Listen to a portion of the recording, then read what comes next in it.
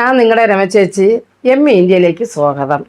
ഞാൻ ഇന്ന് ഒരു വെറൈറ്റി അച്ചാറാണ് തയ്യാറാക്കാൻ ഒരുങ്ങുന്നത്. പച്ചമുളക് കൊണ്ടുള്ള ഒരു അച്ചാറാണ്.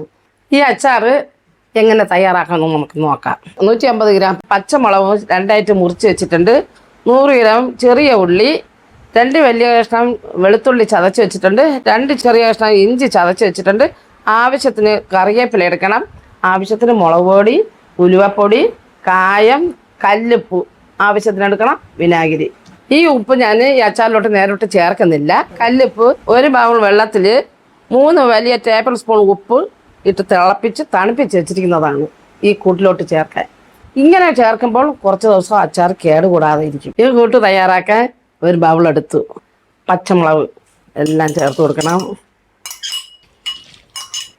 അടുത്ത് ചെറിയ ഉള്ളി എടുക്കണം.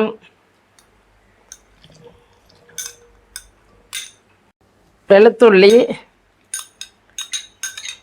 ഇഞ്ചി.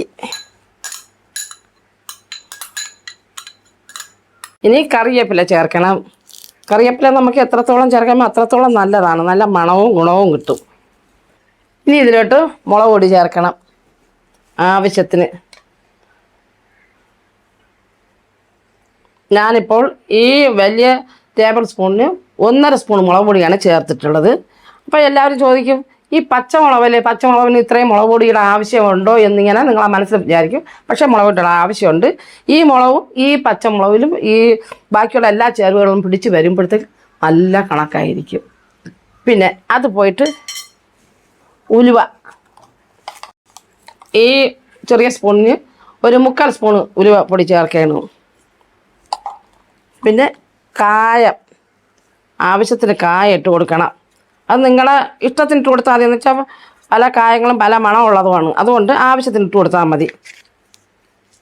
പിന്നെ ഉപ്പ് വെള്ളം, കല്ലുപ്പ് തിളപ്പിച്ച് തണുപ്പിച്ചിരിക്കുന്ന വെള്ളം ഇത്രയും ഇതിൽ ചേർത്ത് കൊടുക്കണം. ഇത് നല്ലപോലെ കലക്കണം.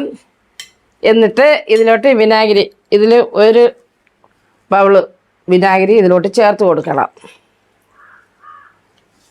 ഇത് നല്ല പുളിക്ക് വേണ്ടിയാണ് ഇത്രയും വിനാഗിരി ചേർത്തത്. ഇനി ഇതിലോട്ട് കുറച്ച് വെള്ളം കൂടി നമ്മൾ ചേർത്ത് കൊടുക്കുന്നു. സംഭവം എന്ന് പറഞ്ഞാൽ ഇത് കിടന്ന് ഉപ്പ് പിടിക്കണം. ഉപ്പ് പിടിച്ച് വരുമ്പോൾ ഒരു പ്രത്യേക ഒരു ടേസ്റ്റിനും ചാറ് കൂടുതൽ വേണം. ഇതിൽ ചാറ് കൂടുതൽ വേണമെന്ന് പറഞ്ഞാൽ നമ്മൾ ഉപയോഗിക്കുമ്പോൾ നമുക്ക് വീണ്ടും കൂടുതൽ എടുക്കണമെന്ന് തോന്നും.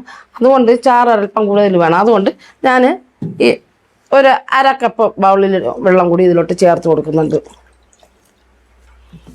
എന്നിട്ട് നല്ലതുപോലെ കലക്കണം. പിന്നെ ഇതിപ്പം ഇതിനിപ്പം മുളക് പൊടി ചേർത്തത് പിരിയ മുളകും സാധാ മുളകും കൂടി ഒരുമിച്ച് ചേർത്ത് പൊടിച്ച് വെച്ചിരുന്ന മുളകാണ്. അതിന് ഇത്രയും കളറ്. ഈ അച്ചാറിൽ ഞാൻ എണ്ണ ചേർക്കുന്നില്ല. എണ്ണ ചേർക്കാതെ ഇത് ഇങ്ങനെ ഉണ്ടാക്കുമ്പോൾ ഒരുപാട് ദിവസം ഇരിക്കുകയും ചെയ്യും. നല്ല ഒരു പ്രത്യേക ഒരു ടേസ്റ്റാണിത്. ഈ അച്ചാർ ഇതുപോലെ നിങ്ങളെല്ലാവരും വീട്ടിലൊന്ന് ചെയ്ത് നോക്കണം. ചെയ്ത് നോക്കി കഴിക്കണം. തൈരിൻ്റെ കൂടെ നമുക്ക് ഈ അച്ചാർ ഉപയോഗിക്കണം. നല്ല രസമാണത്. അടുത്തൊരു വീഡിയോ ആയിട്ട് നമുക്ക് ഇനിയും കാണാം.